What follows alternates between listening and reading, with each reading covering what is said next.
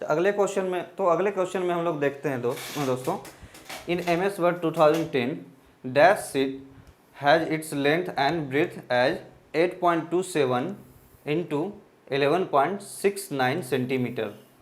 ठीक है दोस्तों, जैसा कि हम MS Word में बहुत सारे डॉक्यूमेंट्स जो भी होते हैं, ये जो शीट्स जो हम जिस पर जो प्रिंट करते हैं, उस प्रिंट का लेंथ आपको पूछ रहा है कि ये लेंथ एंड ब्रेथ क्या होता है। ठीक है, तो हमें ये फाइंड करना है कि ये किस पेपर साइज का ये लेंथ एंड ब्रेथ है। ठीक है, जैसे आपको डिफरेंट आपका पेपर साइज दिया हुआ है। जैसे पहला ऑप्शन है आपका A6, सेकेंड है A5, थर्ड है A4 एंड फोर्थ ऑप्शन है A3।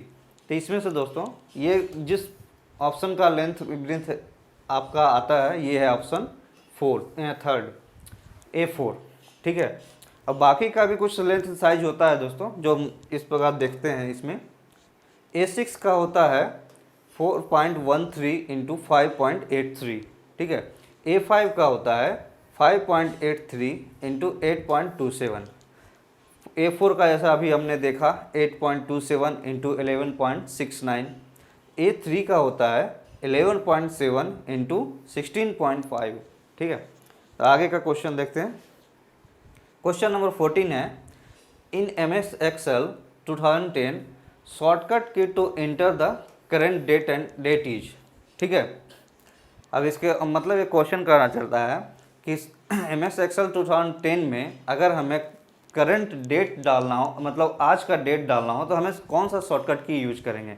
ठीक है दोस्तों, तो ऑप्शन है आपका control plus semicolon, control plus colon, alt plus semicolon, और फोर्थ ऑप्शन है ऑल्ट प्लस कोलन।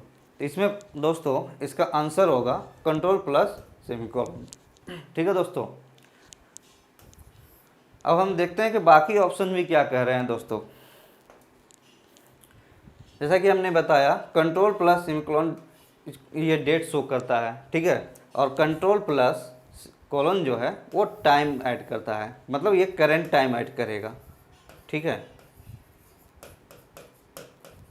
मान लीजिए अभी मान लीजिए एक टाइम हो रहा है आपका 1 बज रहे हैं दोपहर के। ठीक है, तो ये वहाँ पे ये शॉर्टकट की इंटर करने पर आपको ये टाइम वहाँ पर ऐड हो जाएगा। ठीक है दोस्तों, आगे का क्वेश्चन फिर से हम देखते हैं। क्वेश्चन नंबर 15 क्या कह रहा है, which key is use to increase left indent in MS Word। ठीक है, हमें लेफ्ट इंडेंट को इंक्रीज करने के लिए MS Word में कौन सा शॉर्टकट की यूज किया जाता है। ठीक है, पहला ऑप्शन है आपका control plus M, second option है alt plus I, third option है control plus I and fourth option है F10। ठीक है, तो इसमें इन चारों में ऑप्शन में फर्स्ट आपका आंसर करेक्ट होगा। ठीक है, ऑप्शन करेक्ट होगा। अब ये आगे का और जो ऑप्शन है वो भी देखते हैं। कंट्रोल प्लस M जैसा कि मैंने बताया, इसको क्लिक करने से, इसको इस शॉर्टकट की को एंटर करने से आपका लेफ्ट इंडेंट पैराग्राफ का जो है लेफ्ट इंडेंट शिफ्ट होगा। ठीक है ना, इसी तरह कंट्रोल I जो है इसको अप्लाई करने से आपका जो लेटर जो होगा, जो फॉर्मेट होगा, जो वर्ड फॉर्मेट जो आपने लिखा होगा, टेक्स्ट फॉर्मेट जो होगा वो आपका इटालिक हो जाएगा। मतलब जब अगर आपने इस तरह से किसी वर्ड को लिखा होगा, ठीक है ना, वैसा मैंने पहले भी बताया था लास्ट क्लासेस में, ये आपका इटालिक फॉर्मेट में शिफ्ट हो जाएगा। ठीक है, इस तरह F10 का क्या मतलब होता है दोस्तों, जब आप F10 क्लिक करेंगे तो आपका जो different type of menu bar होता है, जो टैब होता है, वो आपका हाईलाइटेड हो जाएगा। ठीक है ना, इसी और जो इसमें ऑल्ट प्लस आई जो है, इसका इस शॉर्टकट की का यूज नहीं किया जाता है। ठीक है ना, अब है अगला क्वेश्चन दोस्तों, क्वेश्चन नंबर 16 देखते हैं। इन MS Word how many ways you can save a document. मतलब कि हम एक MS Word डॉक्यूमेंट को हम कितने तरह से सेव कर सकते हैं। ठीक है, आपके ऑप्शंस हैं, पहला 3 वेज में, दूसरा 4 वेज में, थर्ड ऑप्शन है 6 वेज में, और फोर्थ ऑप्शन है 5 वेज में। तो इस क्वेश्चन का आंसर होगा दोस्तों 3 वेज में। हम लोग 3 तरह से एक डॉक्यूमेंट को सेव कर सकते हैं, वो देखते हैं किस तरह से। पहला है दोस्तों by clicking file on the top left corner and then click save as. एक सेव एज का ऑप्शन आता है, ठीक है ना दोस्तों। जब आप सेव एज पर क्लिक कीजिएगा, after save as after that browse the location where exactly you want to save on the computer. मतलब जब आप लेफ्ट साइड कॉर्नर में एक लोगो देखेंगे एमएस ऑफिस का, वहाँ पर जब क्लिक करेंगे तो एक सेव एज का ऑप्शन रहता है। जब आप सेव एज पर क्लिक कीजिएगा तो एक पॉपअप विंडो खुलता है जहाँ वो डायरेक्टली पूछता है कि आप डॉक्यूमेंट को कहाँ पे सेव करिएगा। तो आप डिजायर्ड लोकेशन पर जाकर उस डॉक्यूमेंट को सेव कर सकते हैं। ये है पहला वे। दूसरा तरीका ये होता है by just pressing the control S and then browse the location where you want to save. अगर आप इस तरीके से सेव नहीं करना चाहते हैं तो आप जस्ट कंट्रोल प्लस एक शॉर्टकट की होता है, उसे क्लिक करने के बाद आप इस डॉक्यूमेंट को जैसे ही आप कंट्रोल प्लस एस क्लिक कीजिएगा तो उसी तरह का एक पॉपअप विंडो खुलता है जहाँ पर वो डायरेक्टरी पूछता है उस डॉक्यूमेंट को सेव करने के लिए। आप डिजायर्ड लोकेशन पर डायरेक्टरी पे उस डॉक्यूमेंट को आप जहाँ पर चाहें आप सेव कर सकते हैं, ठीक है। थर्ड वेज है by pressing F12 and then browse the location where we want to save. मतलब अगर आप ये दोनों तरीके से भी आप नहीं सेव करना चाहते, बाय जस्ट क्लिकिंग F12 जो फंक्शन की होता है, जस्ट उसे क्लिक करने के बाद, ठीक है, जैसे ही आप क्लिक कीजिएगा एक पॉपअप विंडो बाकी की तरह ऑप्शन की तरह ही सामने आएगा जो आपका डिजायर्ड लोकेशन पूछेगा। आप डिजायर्ड लोकेशन को सेव करके वहाँ पर वो डॉक्यूमेंट सेव कर सकते हैं, ठीक है दोस्तों। आगे का क्वेश्चन देखते हैं। क्वेश्चन नंबर 17 है in MS word control plus delete is use to, ठीक है। इसमें क्वेश्चन कह रहा है MS वर्ड में कंट्रोल प्लस डिलीट जो शॉर्टकट की है ये किसके लिए यूज होता है। आपका पहला ऑप्शन है delete the single letter just after the cursor. दूसरा है delete the single letter just after the cursor before the cursor. Third option है delete the word just before the cursor. और चौथा ऑप्शन है delete the word just after the cursor. तो इन चारों option में आपका ये फोर्थ ऑप्शन सही होगा दोस्तों। अब बाकी का ऑप्शन क्या कह रहे हैं वो भी हमें जानना होगा कि ये क्या काम कर, इसका शॉर्टकट की क्या होता है। तो आगे देखते हैं। जब आप सिर्फ एक डिलीट बटन आप क्लिक कीजिएगा, ठीक है ना, तो ये डिलीट बटन क्या करता है, एक single letter just after the cursor, ठीक है। मान लीजिए किसी वर्ड के आपके पहले आपने कर्सर आपको शिफ्ट किया हुआ है या रखा हुआ है, तो डिलीट बटन डालने के बाद, क्लिक करने के बाद, टैप करने के बाद, तो आपका एक सिंगल लेटर को वो डिलीट करता है, ठीक है दोस्तों। उसी तरह जब आप बैक स्पेस को क्लिक करते हैं तो ये बैक स्पेस क्या करता है, जैसा कि नाम से ही इसके साबित हो रहा है, ये कर्सर के ठीक पीछे के एक लेटर को, एक सिंगल लेटर को डिलीट करता है, ठीक है। थर्ड में आपका जो है कंट्रोल प्लस बैक स्पेस, ठीक है। अब इसके ये क्या करता है, जैसे इसमें आपने देखा था जैसे कि एक बैक स्पेस जो की है एक सिंगल लेटर को डिलीट करता है, लेकिन यहाँ पर जब आप control plus back space shortcut की यूज करते हैं तो ये क्या करता है कि पूरे वर्ड को डिलीट करता है, ठीक है। अब ये फोर्थ ऑप्शन जो हमारा आंसर था कंट्रोल प्लस डिलीट, जैसा कि मैंने बताया, एक ये कर्सर के जस्ट बाद के जो वर्ड होते हैं एक पूरे वर्ड को डिलीट करता है, ठीक है दोस्तों। अब अगला क्वेश्चन देखते हैं।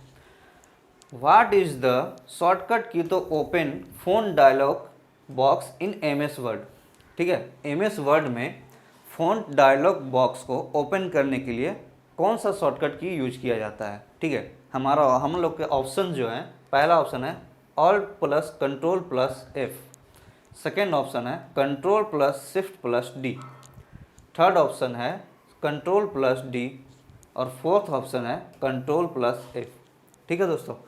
तो यहाँ पर हमारा जो आंसर होगा ये होगा third number control plus D, ठीक है दोस्तों। अब बाकी के शॉर्टकट्स भी देख लेते हैं क्या कहते हैं। देखिए पहला जो है option control plus alt plus F is use for adding foot notes मतलब कि आप जब इस alt plus control plus F shortcut की को यूज कीजिएगा तो आपका जो जो हेडर होता है, एक फुटर होता है, जो फुटर में ये आपको फुटर को एक्टिवेट करेगा और वहाँ पर फुट नोट जो भी ऐड करना हो आप कर सकते हैं। ठीक है। सेकेंड है आपका control plus shift plus D. ये आपका क्या यूज होता है, ठीक है, ये आपका जो भी टेक्स्ट आप लिखते हैं, ठीक है, जैसे कि मैंने अपना नाम लिखा, ठीक है, पंकज, ठीक है, ये क्या करेगा, उसको डबल अंडरलाइन कर देगा। ठीक है। ये control plus shift plus D क्या करेगा, जब आप इसको शॉर्टकट की को यूज कीजिएगा तो किसी भी टेक्स्ट के नीचे के दो अंडरलाइन सेक्शन, दो अंडरलाइन लाइन ले आएगा। ठीक है। थर्ड आपका ऑप्शन क्या कह रहा है, control plus D.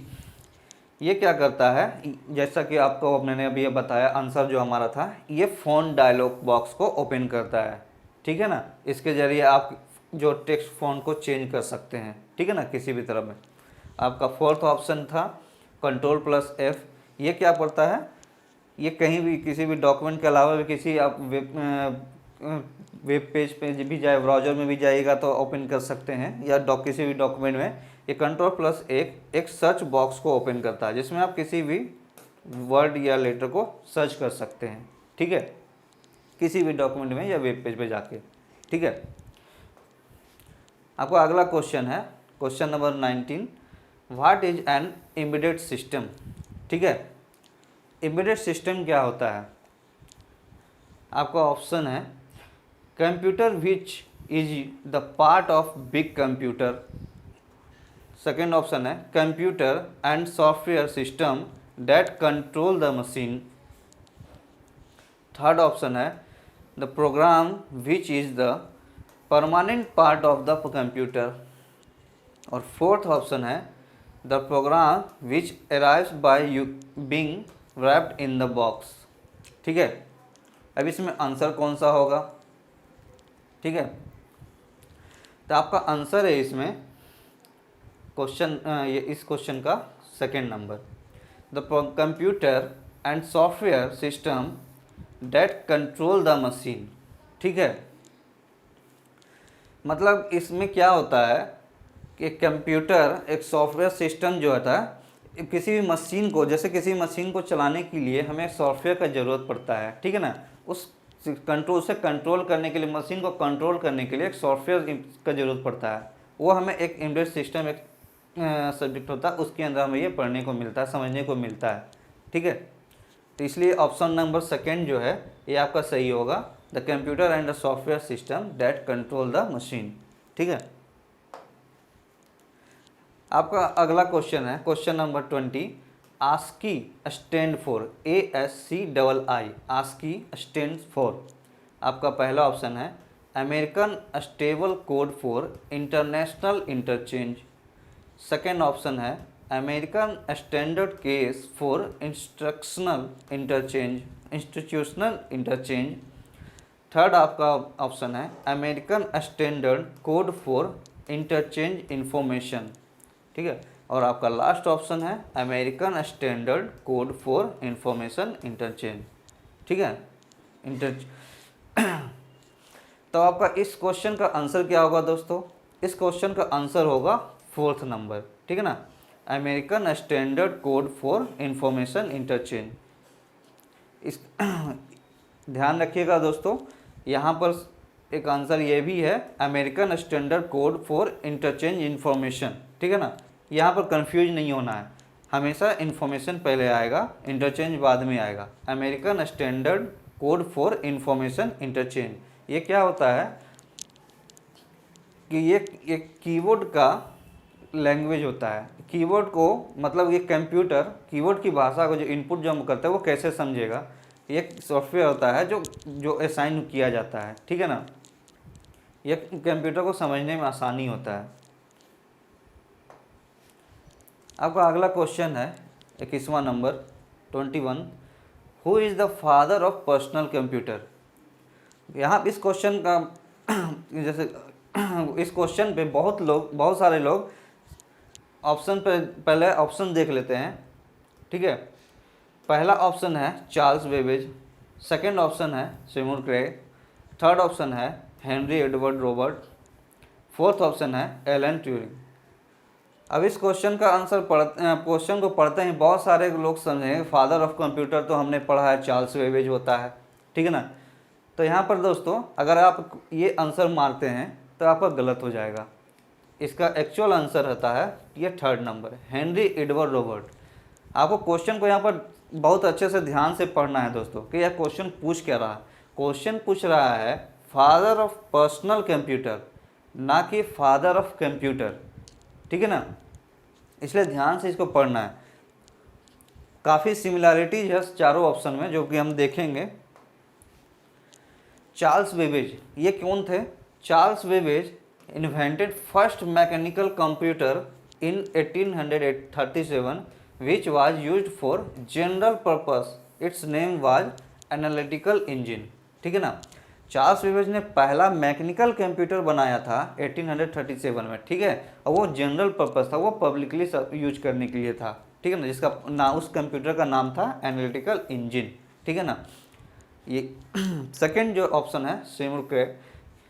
Simone Cray invented the super computer, जो आज हम लोग देखते हैं बड़े बड़े सर्वर के रूप में यूज किया जाता है सुपर कंप्यूटर, उसका इन्वेंशन सिमोन क्रे ने किया था, ठीक है। और थर्ड ऑप्शन जो है हम लोग को जो आंसर जो है Henry Edward Robert was the father of modern personal computer. He invented first personal computer in 1974 and the name of computer was attire 8800, ठीक है। फोर्थ ऑप्शन है Alan Turing. Alan Turing was the father of modern computer science. मतलब ये modern computer science जो हम लोग computer science जो computer के बारे में आजकल पढ़ते हैं, कंप्यूटर एडवांसमेंट के बारे में पढ़ते हैं, कंप्यूटर साइंस की जो डिग्री लेते हैं उसके बारे में उन्होंने पहला किसने इन्वेंट किया था? Father of modern computer science कौन है? एलन ट्यूरिंग जो है, ठीक है। अब यहाँ पर जो हमने आपको अभी अब समझा रहा था कि father of computer Charles Babbage तो ज़रूर हैं, लेकिन अगर पूछा जाता है father of modern personal computer तो यहाँ पर इसका आंसर होगा हेनरी एडवर्ड रोबर्ट, ठीक है। ये ध्यान रखना है दोस्तों। आपका अगला क्वेश्चन है 22 in MS power point what feature will you use to apply motion effect in between a slide exits and another slide enter. मतलब इन्हें जब इन पावर पॉइंट में हम जो बहुत सारे स्लाइड होते हैं तो उसी स्लाइड में एक स्लाइड से दूसरे स्लाइड पर जाने के क्रम में उसके बीच में कुछ इफ़ेक्ट्स होते हैं जो हम लोग इफ़ेक्ट्स डालते हैं। मतलब कि वो एक स्लाइड ये है, एक स्लाइड ये है, अगला स्लाइड में जाने के लिए कुछ यहाँ पर इफ़ेक्ट्स रखा जाता है, ठीक है ना। मतलब कि ये नेक्स्ट स्लाइड जो जब भी आएगा या तो ऊपर से पॉपअप आ जाएगा या साइड से आएगा या बीच से कहीं पॉपअप कर जाएगा, कहीं से भी। तो इफ़ेक्ट जो होता है उसको डालने के लिए हम कौन सा ऑप्शन यूज करते हैं, ठीक है। पहला है आपका एनिमेशन ऑब्जेक्ट, सेकंड है आपका एनिमेशन स्कीम, थर्ड है आपका स्लाइड डिजाइन, ठीक है, और फोर्थ है आपका स्लाइड ट्रांजिशन, ठीक है। जैसा कि आपका ऑप्शन से ही लग रहा होगा जिस ट्रांजिशन के बारे इफेक्ट के बारे में पूछ रहा है, ठीक है ना, तो आपका ऑप्शन का क्या होगा इसमें? फोर्थ ऑप्शन स्लाइड ट्रांजिशन, ठीक है दोस्तों। अब जैसा कि इसमें देखिए मैं दिखा रहा हूँ, जब भी आप PPT में पावर पॉइंट में जब एक स्लाइड तैयार करते हैं, ठीक है, ये slide different type of slide का थीम है। आप जब भी इसको सेलेक्ट करके इसको स्लाइड बनाते हैं और उसके बाद जब नेक्स्ट स्लाइड जब बनाते हैं उस डिफरेंट टाइप का, उस दोनों के बीच में जब आप एक ट्रांजिशन इफेक्ट डालना चाहते हैं तो एक ट्रांजिशन टैब होता है, उसमें जब आप उस पर क्लिक कीजिएगा तो ये डिफरेंट टाइप का यहाँ पर ड्रॉप डाउन मेनू खुलेगा, जिसमें आपको इसमें जो भी आप सेलेक्ट कीजिएगा उस हिसाब से वो आपका इफेक्ट वहाँ पर ऐड हो जाता है, जिसमें आपका देख रहे हैं from the bottom, left, right, top, जो भी डिफरेंट टाइप का है वो ऐड हो जाएगा। अब question number 23 in MS power point which key on the keyboard can be use to view slide show, ठीक है। अब हमें शॉर्टकट इसमें ये पूछ रहा है कि कौन सा की ऐसा कीबोर्ड में होता है जिसमें पावर पॉइंट प्रेजेंटेशन को देखने के लिए उस की को टैप करते हैं। ठीक है, पहला ऑप्शन है F1, सेकेंड ऑप्शन है F2, थर्ड ऑप्शन है F5 और फोर्थ ऑप्शन है F10। जो लोग पावर पॉइंट प्रेजेंटेशन कभी दिए होंगे वो जानते होंगे कि इसका शॉर्टकट की क्या होता है, F5 होता है। ठीक है दोस्तों, F5 को क्लिक करने के बाद जैसे ही क्लिक करेंगे तो पावर पॉइंट प्रेजेंटेशन के रूप में शो करने लगेगा। अब बाकी ऑप्शन क्या करते हैं इसमें, F1 क्या किस लिए हो जाता है, ये हेल्प एंड सपोर्ट के लिए ऑप्शन खुलता है। जब भी F1 दाबेंगे क्लिक करेंगे तो वो क्या करेगा, विंडो वो आपका हेल्प एंड सपोर्ट का ऑप्शन दिखाएगा। ठीक है, F2 क्या करता है, रीनेम फोकस्ड आइटम, जो भी आपका टेक्स्ट जो होगा या फिर जो भी आपका होगा वो आपको रीनेम वहाँ पर करने के लिए हो जाएगा, उसका आप एडिट कर सकते हैं, उसका नाम चेंज कर सकते हैं। ठीक है ना। थर्ड है आपका F5 जो हमने बताया आपकी स्लाइड शो के लिए यूज किया जाता है। ठीक है, F10 जो मैंने अभी बताया था लास्ट क्वेश्चन में भी, F10 जो है आप F10 को क्लिक करने के बाद जब भी F10 को क्लिक कीजिएगा तो आपका जो मेन्यू बार जो होता है वो हाईलाइटेड हो जाएगा। ठीक है, वो मेन्यू बार जो होता है, टैब जो होता है डॉक्यूमेंट का, एक्सेल का या फिर पावर का, वो हाईलाइटेड हो जाएगा। ठीक है, क्वेश्चन नंबर अब अगला 24 देखते हैं। Which of the following is are action you can assign to an action button और slide object in MS PPT 2007।